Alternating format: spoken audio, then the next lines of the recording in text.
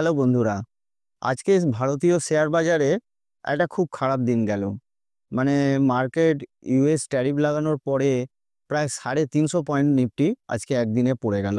দেখুন, US president Donald Trump অনেকদিন আগে থেকে রেসিপ্রোকাল ট্যাক্সের কথা বলছিল, আর গতকালকে এটা করেও দিল। ডোনাল্ড ট্রাম্প ইন্ডিয়ার উপর প্রায় 26% একটা রেসিপ্রোকাল ট্যাক্স বসিয়ে দিল। অর্থাৎ আমাদের দেশ থেকে যে প্রোডাক্টগুলো ওদের দেশে যাবে আমেরিকায়, এক্সপোর্ট হবে, আমাদের যে কোম্পানিগুলো এক্সপোর্ট করবে তাদের ওপর 26%-এর একটা ট্যাক্স চাপবে। তার ফলে কি হবে, ইন্ডিয়ান কোম্পানিদের প্রোডাক্টগুলোর দাম ওদের দেশে বেড়ে যাবে, হয় তাদের চাহিদা কমে যাবে, না হলে অন্য কম্পিটিটার যারা আছে বা ওদের দেশেই যারা ম্যানুফ্যাকচারিং করছে তারাই এই প্রোডাক্টগুলো সাপ্লাই করবে। তার ফলে ইন্ডিয়ার কোম্পানিগুলোতে রেভিনিউ একটু কম আসবে, আপনার নেট প্রফিট একটু কম হবে। আর সেটাকেই ডিসকাউন্ট করার জন্য আজকে ইন্ডিয়ান মার্কেট এইভাবে রিয়্যাক্ট করলো। আর শুধু ইন্ডিয়ান মার্কেট নয়, গোটা গ্লোবাল ইন্ডেক্স আপনি যদি দেখেন, আমি আপনাদের দেখাই। দেখুন, এফটিএসি 3.76% ডাউন, কসপি 0.86%, ক্যাক 3.6%, ড্যাক্স 3.81%, হ্যাংসেং 1.52%। গতকাল রাত্রে ন্যাসডাক ডাউন, মানে আমেরিকার মার্কেটও অনেকটাই ডাউন হয়েছে। Dow Jones 3.98%, Nasdaq 2.78%। মানে যত চার্ট আপনি দেখছেন সবই লাল, সবই পড়ে গেছে। এবার ব্যাপারটা হলো, ইউএস মার্কেট কেন পড়ছে? ইউএস মার্কেট পড়ছে একটা রিসেশনের ভয়ে। মানে ওদের দেশে যেটা রিজার্ভ ব্যাংক, মানে ফেড, ইউএস ফেড, যে এতদিন ধরে মানে ইনফ্লেশনটাকে কম করার জন্য ট্যাক্স রেটকে ম্যানিপুলেট করে অনেক কষ্ট করে এতদিন ধরে যে ওরা ইনফ্লেশনটাকে কম করলো, এবার তো জিনিসপত্রের দাম বেড়ে যাবে। ট্যাক্স বাড়ানো মানে তো জিনিসপত্রের দাম বাড়বে আর ইনফ্লেশনও বাড়বে। আমেরিকা আমাদেরকে যত না প্রোডাক্ট বিক্রি করে, তার থেকে অনেক বেশি প্রোডাক্ট আমাদের থেকে কেনে। আমেরিকা হচ্ছে নেট ইম্পোর্টার। তো সেই ইম্পোর্টের ওপর যখন ট্যাক্স বাড়বে, তাহলে ওদের দেশে জিনিসের দামও বাড়বে, আর তার ফলে ইনফ্লেশন বাড়বে, একটা রিসেশন আসার চান্স আসছে। জেপি মর্গান তাদের ফোরকাস্টে বলছে যে টোটাল ওয়ার্ল্ড ইকোনমি রিসেশনে যেতে পারে, আর তার চান্স 40% থেকে বাড়িয়ে 60%-এ করে দিয়েছে। এবার ইন্ডিয়ার ওপর কি ইম্প্যাক্ট আসতে পারে? দেখুন, ইন্ডিয়ার ওপর ইম্প্যাক্ট বেশ কিছু সেক্টরে অনেকটা বেশি পড়বে। যেমন আইটি, ফার্মা, টেক্সটাইল, এই ধরনের সেক্টরগুলোতে খুব বেশি পেন আসবে। কারণ ইন্ডিয়া এই ধরনের সার্ভিস আর প্রোডাক্টগুলোই ইউএসকে সব থেকে বেশি পরিমাণে সাপ্লাই করে। তাই জন্য আপনি দেখুন না আজকে সেক্টরাল ইন্ডেক্সের কি অবস্থা হয়েছে। সব থেকে বেশি তো পড়ে গেছে নিফটি মেটাল, ধরুন ইন্ডেক্স লেভেলেই পড়ে গেছে 6.5%-এর কাছে। নিফটি অটো পড়েছে 2.7%, নিফটি আইটি পড়েছে 3.58%, নিফটি ফার্মা পড়েছে 4.03%। মানে ইন্ডেক্স লেভেলে এত পড়ে গেছে, তার মানে স্টক লেভেলে স্টকগুলো কত পড়েছে। Small cap, mid cap stock যারা এই সেক্টরে আছে, ফার্মা সেক্টরে আছে, আইটি সেক্টরে আছে, তারা তো কেউ কেউ 10%, 12%, 15% পর্যন্ত পড়ে গেছে। আমার পোর্টফোলিওর একটা ফার্মা স্টক কালকের হাই থেকে আজকে পর্যন্ত প্রায় 20% পড়ে গেছে। মানে কালকে 20% আমার প্রফিটে ছিল, আজকে 0 হয়ে গেছে। তো এই ধরনের ব্রুটাল একটা সেল অফ আজকে ইন্ডিয়ান মার্কেটে আমাদের দেখিয়েছে। এবার তাহলে কথা হচ্ছে, ইন্ডিয়ান মার্কেট কি রিসেশনে যেতে পারে? আমার খুব একটা মনে হয় না। তার কারণটা বলি। তার কারণ হচ্ছে, ইন্ডিয়া একটা ফেভারেবল পজিশনে আছে। ইন্ডিয়ার আইটি সব থেকে সস্তা, সারা পৃথিবীর মধ্যে আইটি সার্ভিস ইন্ডিয়ার সব থেকে সস্তা। তাই ইন্ডিয়ার কাছ থেকে আইটি সার্ভিস পারচেস করা ছাড়া আমেরিকার কাছে খুব একটা রাস্তা খোলা নেই, কারণ সব থেকে বেশি সস্তা ইন্ডিয়ান কোম্পানিরাই প্রোডাক্ট, মানে সার্ভিস, আইটি সার্ভিস প্রোভাইড করে আমেরিকাকে। আর আমেরিকা আমাদের ইন্ডিয়ান ফার্মা কোম্পানির ওপর অনেকটাই নির্ভরশীল, কেননা ওরা আমাদের দেশ থেকে অনেক বড় অ্যামাউন্টের একটা পারচেস করে শুধুমাত্র ওষুধপত্র, মানে ফার্মাসিউটিক্যাল প্রোডাক্ট। তাই ট্যারিফ বাড়ালেও ইন্ডিয়ান কোম্পানিগুলোর হয়তো শর্ট টার্মে অনেক ভোলাটিলিটি থাকবে, মিডিয়াম টু লং টার্মে আমার মনে হয় না খুব একটা খারাপ পজিশনে ইন্ডিয়ান কোম্পানিগুলো আছে। আর তার উপর ইন্ডিয়ায় যে পরিমাণ ট্যারিফ বসিয়েছে আমেরিকা, তার থেকে অনেক বেশি ট্যারিফ বসিয়েছে আপনার চায়না, ইউরোপিয়ান অনেক কান্ট্রির ওপর। তার ফলে চায়না বা ইউরোপিয়ান কান্ট্রিদের থেকে ইন্ডিয়া অনেকটাই সুইট স্পটে আছে। কিন্তু চিন্তার বিষয় হলো, ইউএস ইকোনমি, যেটা আমাদের পৃথিবীর সবচেয়ে বড় ইকোনমি, তারা যদি রিসেশনে চলে যায়, তখন কিন্তু তার একটা ইম্প্যাক্ট সারা পৃথিবীর ওপর পড়বে। আর ভারতও এ থেকে বেরোতে পারবে না, কারণ আমেরিকান মার্কেটে যদি প্রোডাক্টের দাম বেড়ে যায়, তখন সেই প্রোডাক্টগুলোর ডিমান্ড কম হবে, আর ডিমান্ড কম হলে পারচেস কম হবে। আর যারা আমাদের ইন্ডিয়ার যারা কোম্পানি আছে, যারা আমেরিকাকে সাপ্লাই করছে, তাহলে তাদেরও সেলসগুলো ডাউন হবে। আর এই একটা ট্রিপল এফেক্ট গোটা ইন্ডিয়ান ইকোনমির ওপর দেখা যেতে পারে। তবে সেটা সময় বলবে। কিন্তু ইউএস প্রেসিডেন্ট ডোনাল্ড ট্রাম্প যেভাবে হুটহাট সিদ্ধান্ত নেয়, আজকে ট্যাক্স আছে, কালকে ট্যাক্স নেই, কখন বাড়াচ্ছে, কখন কমাচ্ছে, তার ফলে একটা আনসার্টেনিটি আর একটা ভোলাটিলিটি ইন্ডিয়ান মার্কেটে শর্ট টার্মে থাকবে। কিন্তু রিসেশনে যাওয়ার যে ভয় সব ইনভেস্টররা পাচ্ছে, আমার মনে হয় না এই মুহূর্তে ইন্ডিয়ার ইকোনমিতে রিসেশনের কোনো ভয় আছে। বিশেষ করে ট্যারিফের কারণে। হ্যাঁ, অন্য কোনো কারণ থাকতে পারে, যেরকম হাউসহোল্ড ডেট।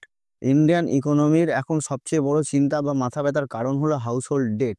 হাউসহোল্ড ডেট হলো যে পরিমাণ লোন একটা কোনো বাড়ি, ব্যক্তি, ইন্ডিভিজুয়ালরা, মানে কোম্পানিরা নয়, ইন্ডিভিজুয়ালরা যেভাবে লোন নিয়েছে ব্যাংকের কাছ থেকে, তার পরিমাণটা একটা চূড়ান্ত সীমায় পৌঁছে গেছে।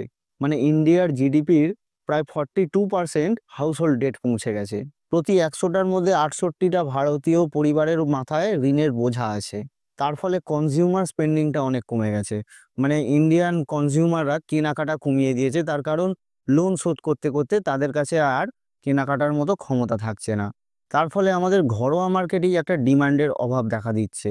আর তার প্রভাব আপনি দেখতে পারবেন যে এফএমসিজি প্রোডাক্ট যে সমস্ত কোম্পানিরা বানাচ্ছে, যেরকম আইটিসি, গোদরেজ কনজিউমার, এই ধরনের কনজিউমার ডিউরেবল প্রোডাক্ট বা এফএমসিজি প্রোডাক্টের ওপর একটা চাপ আসছে। কারণ ভারতীয় ক্রেতারা তো লোন শোধ করতে করতে, ইএমআই শোধ করতে করতে তাদের হাতে আর এক্সট্রা টাকা বাঁচছে না, যে সেটা তারা অন্য কিছুতে খরচা করবে, এক্সট্রা খরচা করবে। তার ফলে ডিমান্ডের একটা প্রবলেম আসছে। এই হাউসহোল্ড ডেটটাকে ইন্ডিয়ান গভর্নমেন্টের এখন কন্ট্রোল করা খুব একটা চ্যালেঞ্জিং কাজ হয়ে উঠেছে। তাই আমার মনে হয় ইউএস ট্যারিফ বসানোর ফলে যতটা না রিস্ক আছে, আমাদের ঘরোয়া মার্কেটে হাউসহোল্ড ডেটটা একটা বড় প্রবলেম হতে পারে। তবে দেখা যাক কি হয়। আমরা তো ট্রেডার, আমরা ট্রেডিং করব, মার্কেটে থাকবো। মার্কেটে এই ধরনের ঝটকা আসতেই থাকে, গ্লোবাল ইভেন্ট হতেই থাকে। আজ কালকেও ছিল, আজকেও আছে, পরশুও হবে। কবে কোভিড আসবে, কবে রিসেশন আসবে, এই ধরনের চিন্তায় বেশি মাথা ব্যথা না করাই ভালো। পোর্টফোলিও একবার লাল হবে, একবার সবুজ হবে, এই নিয়েই আমাদের চলতে হবে। তো ভিডিওটা শেষ করার আগে একবার দেখে নিই নিফটির কি অবস্থা, নিফটি চার্ট কি বলছে। তো দেখুন বন্ধুরা, আমি আমার ট্রেন্ড লাইনের ভিডিওতে আপনাদেরকে দেখিয়েছিলাম যে নিফটি কিভাবে একটা ছন্দে দুলছে। একবার আপার রেঞ্জে যাচ্ছে, একটা ট্রেন্ড লাইনকে হিট করছে, আবার নিচের লেভেলে আসছে, আবার একবার উপর লেভেলে যাচ্ছে, আবার নিচের লেভেলে এই এই ট্রেন্ড লাইনকে ফলো করছিল। ঠিক এই এই মুমেন্টে আমি সেই ভিডিওটা বানিয়েছিলাম আর আপনাদেরকে বলেছিলাম যে নিফটি এখান থেকে ওপর দিকে উঠতে পারে। তো নিফটি সেখান থেকে দেখুন ট্রেন্ড লাইনকে ফলো করে নিফটি ওপর দিকে উঠেছিল, আর তারপরে এই ট্রেন্ড লাইনকে ভেঙে ওপর দিকে বেরিয়ে গিয়েছিল। আর এই ট্রেন্ড লাইনকে ভাঙলে আমি তখন বলেছিলাম নিফটিতে আমরা একটা বুলিশ মুভ দেখতে পারবো। আজ তেমনটাই দেখুন, সেই 23,000-এর পর থেকে 23,900-র কাছাকাছি পর্যন্ত একটা বুলিশ মুভ আমাদেরকে নিফটি দেখিয়েছিল। এবার আমি বলেছিলাম যে ট্রেন্ড লাইনকে যখন ভেঙে উঠবে, তখন আমরা আর এই ট্রেন্ড লাইনকে ইউজ করব না, তখন আমরা আবার অন্য ট্রেন্ড লাইন খোঁজার চেষ্টা করব। তো দেখুন একটা নিফটির খুব সুন্দর ট্রেন্ড লাইন বানিয়েছে। আমি একটা ট্রেন্ড লাইন যদি এই লো থেকে উপর দিকে বানাই, তো দেখুন কি সুন্দর নিফটি এই আপনার 21,964 লোয়ের পর থেকে যে ওঠা শুরু করেছে, তখন নিফটি আবার একটা ট্রেন্ড লাইনকে ফলো করছে আপ মুভে। মানে এটা বুলিশ ট্রেন্ড লাইন, যেহেতু মুখটা উপর দিকে আছে তাই এটাকে আমরা বলবো বুলিশ ট্রেন্ড লাইন। তো নিফটি একবার এই ট্রেন্ড লাইনে হিট করছে, আবার উঠছে, তো এই ট্রেন্ড লাইনে হিট করছে।